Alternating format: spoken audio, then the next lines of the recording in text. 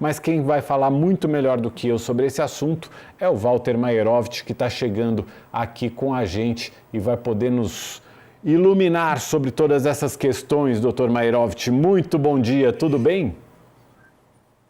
Bom dia, Mauro. Bom dia, Carla. Bom dia, Josias. Olha, Muito bom Mauro, dia. eu acho que para iluminar mesmo, acender todas as luzes, tá?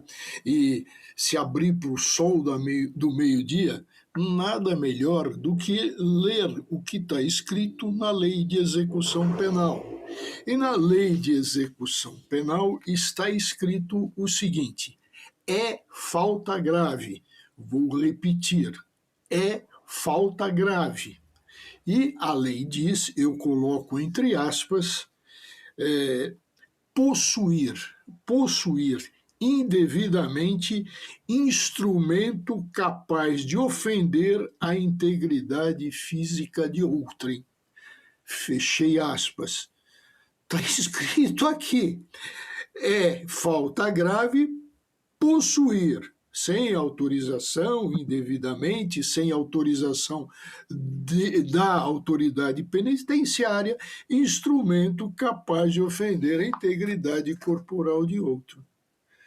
Posso apagar as luzes, Mauro, ou devo continuar a acender velas e conforme a poesia, terminadas as velas, vá acendendo os fósforos da caixa até Mas, terminar? ô Maierovitch, por que então o Procurador-Geral da República acha que precisa aprofundar as investigações?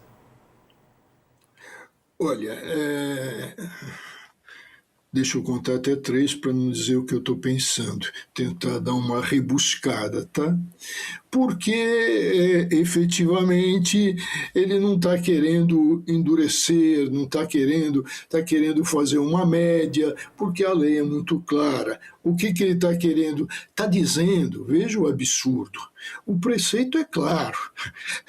Que tal um revólver com 2 carregadores prontinhos e um Bolsonaro com antecedente de má conduta, já arrebentou a tornozeleira, tem brancos. Que tal uma arma na mão dele? Será que ele seria capaz, ou haveria a possibilidade de se ofender uma outra pessoa?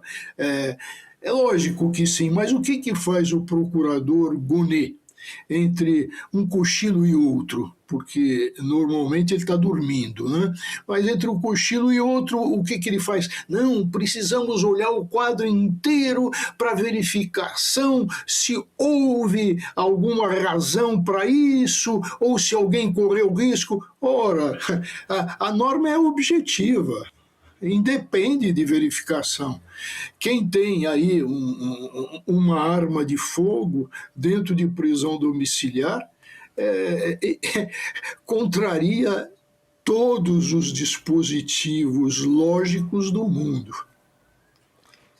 Maierovitch, quero te ouvir também sobre essa questão que está também na mão lá do Alexandre de Moraes, sobre essa possível calúnia do Flávio Bolsonaro em relação ao Lula. De novo, para o pessoal seguir aqui, a gente acabou de comentar, o Flávio Bolsonaro fez uma postagem quando o Nicolás Maduro foi capturado pelos Estados Unidos, atribuindo a Lula uma série de crimes também, entre eles tráfico de armas, tráfico de drogas, etc, etc. No entendimento da Polícia Federal, houve calúnia. Agora cabe também à Procuradoria-Geral da República se manifestar sobre isso. E aí, Maierovitch? Bom, vamos ver, o Gonet vai estar acordado ou vai estar cochilando? Se ele estiver acordado, ele vai verificar. A primeira coisa, para os comuns mortais, Mauro, para nós todos, quando alguém ofende a nossa honra, a ação é privativa nossa, é privada. Mas quando alguém ofende uma autoridade, uma alta autoridade, a ação passa a ser pública, condicionada à representação. Então, isto já ocorreu, a representação, a manifestação de vontade do governo. Agora, resta ao procurador Gonê ajuizar ou dizer o porquê não está ajuizando a ação penal. Então, quando o Alexandre de Moraes fala, vamos ouvir o procurador, significa, Gonê, propõe ou não propõe ação penal? Sai do muro e escolhe um dos dois caminhos, porque não pode ter os dois. O que a gente viu concretamente? Nós vimos crime contra a honra. Vou acender as luzes de novo. Crime contra a honra. Agora, que tipo de crime? Evidentemente que não é injúria. É calúnia? Tem fato certo, determinado, ou é difamação? Não tem fato certo e determinado. Então o Gonê vai ter que escolher ou denuncia por calúnia ou por difamação. É a honra objetiva. Então está muito claro que houve ofensa à honra. Qual dos dois crimes cabe ao Gonê verificar e denunciar? Não tem outro caminho. Está lá o que o Flávio Bolsonaro disse, as ofensas são claras como o sol do meio-dia, então o Gonê não vai ter outro caminho a não ser denunciar por crime contra a honra do presidente da República ou inventar alguma coisa para arquivar, pedir novas diligências, alguma coisa assim para colocar areia e saboar, encebar.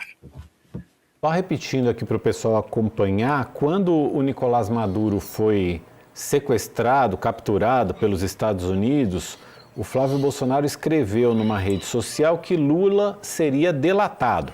E aí abre aspas, é o fim do Foro de São Paulo. 2 pontos, tráfico internacional de drogas e armas, lavagem de dinheiro, suporte a terroristas e ditaduras, eleições fraudadas. Fecha aspas, foi o que escreveu Flávio Bolsonaro. Mairovit, se o Flávio Bolsonaro for denunciado, isso significa que ele vai a julgamento. Ele vai a julgamento, nesse caso, no Supremo Tribunal Federal, é isso? É isso. E aí, que consequências isso pode... ser, mas vai ser... Peraí, amor. Veja bem. O Flávio Bolsonaro é senador, ele tem foro por prerrogativa de função, tá? Então, por isso é que vai para o Supremo. Deixar claro isso. E aí, caso ele seja julgado e condenado antes das eleições, que consequências isso pode ter? Aí ele cai na lei de ficha limpa, mas isso não deverá ocorrer, porque as eleições estão aí. E como não vai ter condenação, porque ele vai ter ampla defesa, vai ter o devido processo legal, e o devido processo legal não tem essa rapidez. E se for depois das eleições, se ele é eleito presidente e vem o julgamento, ele é julgado e condenado? Se ele for eleito do presidente, resta saber se ele tomou posse, entrou em exercício ou não, para aí ter aí a consequência. Ou seja, isso deverá retroagir para se verificar que ele fez a ofensa, cometeu a ofensa e tem que transitar em julgado, aí ele vai perder a função. Ou seja, aguardamos as cenas dos próximos capítulos, porque muitas consequências podem vir disso tudo, é isso? É isso, a lembrar, e vou frisar bem, está bem caracterizado o crime contra a honra do presidente da República. A ação é pública, condicionada à representação que já existiu. Cabe ao Gonê denunciar. O Flávio Bolsonaro é senador, tem foro por prerrogativa de função, chamado foro privilegiado. O Supremo tem que receber a denúncia, tem que dar andamento ao processo, observado o quê? Os caminhos, tá? Se abrir ampla defesa, ouvir testemunhas, fazer os debates e julgar. Isso não vai ocorrer antes da eleição. Outro caso que está... Tem uma coisa, Mauro, se me permite Claro, uma claro, observação rápida. claro, José. Há um artigo na Constituição. Primeiro, não deve sair essa condenação, ainda que a Procuradoria resolva denunciar por calúnia o Flávio Bolsonaro junto ao Supremo. A pena é michuruca, né? 6 meses a 2 anos. E isso não deve sair o julgamento antes da eleição. E há um artigo da Constituição que estabelece que não podem ser responsabilizados os presidentes no cargo por acusações ou investigações, processos abertos antes do início do mandato. Então, o que acontece é que o prazo da prescrição é suspenso, as investigações podem até ser realizadas, mas o procedimento ele é suspenso, ele não pode ser processado durante o curso do mandato pela Constituição. Aí, terminado o mandato, volta a correr a investigação normalmente. É isso. O que também está lá no E Supremo... até a posse. Por isso que eu falei do exercício. Ele vai estar ou não está no exercício. Porque entre a eleição e o início do exercício tem um prazo. E aí poderá ocorrer o julgamento. Né? Lembrando que é em única instância. Né? Vamos lá, vamos em frente. O que está lá no Supremo Tribunal Federal é um julgamento sobre os chamados penduricalhos, e o ministro do Supremo, Luiz Fux, abriu uma divergência sobre o teto constitucional para a remuneração da magistratura. Ele, na prática, tenta liberar o pagamento de benefícios retroativos e os que possam ser criados pelo Conselho Nacional da Justiça e o Conselho Nacional do Ministério Público. Enquanto 5 ministros defenderam que o pagamento deve respeitar o limite de 35% do teto constitucional, Fux afirmou que os valores devem ser integrais e não submetidos ao teto constitucional. Essa divergência foi acompanhada por André Mendonça e Dias Toffoli na segunda turma do Supremo. São 8 votos a favor no Supremo Tribunal Federal para liberar parte do pagamento de penduricalhos recebidos por promotores, procuradores e juízes. 3 votos foram a favor de aumentar essas liberações. Faltam, então, as manifestações de Carmen Lúcia e Nunes Marques. É difícil, né, Josias? Carla, deixa eu começar pela Carla. Difícil acabar com privilégios, penduricalhos, etc., etc., e achar uma dose certa para tudo isso, né? Pois é, na semana passada, né, existiu um voto conjunto aí, né, de Dino, Moraes, Zanin e mais um, né, calma aí, Dino, Moraes, Zanin, o Gilmar, o Fachin acabou acompanhando, e o Gilmar também, né? Gilmar, isso. E aí, isso aí que temos esses 5 votos para que seja mantido esse teto. Eu estava conversando lá depois desse voto conjunto, antes desse voto aí do ministro Fux, e o que eles falaram que era importante eles tentarem delimitar, eles estavam liberando uma parcela. Por quê? Porque eles falaram assim, para tentar, está chegando muitas ações em relação à questão dos penduricários. Então há uma enxurrada dessas ações e eles acharam por bem tentar delimitar, preservando o teto. Então esse grupo mostrou aí a ideia do voto conjunto para fortalecer o ministro Flávio Dino, que é quem está liderando, digamos assim, essa batalha dos penduricários nesse sentido, para tentar não fazer o que o ministro Luiz Fux vai nessa direção aí, Mauro, de tentar liberar tudo. É uma resistência. Aí até falou aqui a fonte assim, a rejeição de todos os pedidos para extrapolar os limites do teto antes fixados era, assim, muito grande. Então, assim, é importante lembrar que a decisão coletiva dos ministros manteve esse teto. Então, a ideia é manter a Carmen Lúcia e quem mais falta votar, que você falou, Mauro? E o Nunes Marques? Nunes Marques, isso. Nunes Marques. Bom, eu acredito que o voto da Carmen Lúcia deve se aproximar mais ao dos ministros e aí formamos maioria, porque estamos com 10, não é isso? Tem 8 votos. Então, eu acredito que a Aí ministra chegaram. Carmen Lúcia tende a ir com os colegas da primeira Isso. turma nesse sentido de manter, pelo menos libera uma parcela anterior, mas mantém esse teto de até 35%, que daria vencimentos em torno de R$ 70.000. Foi mais ou menos isso que me disseram ali, né? Porque pega o teto do funcionalismo, mais esses penduricalhos que chegaria aí em torno de R$ 70.000. É o que está tentando manter essa ala do Supremo aí liderada pelo ministro Flávio Dino, Mauro. Mairovitch, esse é mais um daqueles casos clássicos em que quem deveria estar resolvendo isso era o Congresso? Sim, exatamente. Mas como existiram muitas leis e também normas internas, regulamentares, por isso é que o Supremo entrou em campo e num primeiro momento, eu vou separar dois momentos, tá, Mauro? O primeiro momento, e todos lembram, tudo foi proibido, tudo foi visto como penduricalho, sendo que os penduricalhos começaram a florescer a partir de 2004. Mas tudo foi visto como penduricalho. E o Supremo estava numa situação enroscada, numa situação já com relação a suspeitas com relação ao Dias Toffoli, a imagem do Supremo não estava boa nas pesquisas, então o Supremo tentou melhorar a imagem e veio essa decisão do Flávio Dino. Decisão depois que foi ajeitada e se chegou a um ponto agora de se separar em duas partes, o que é penduricalho e o que não é penduricalho.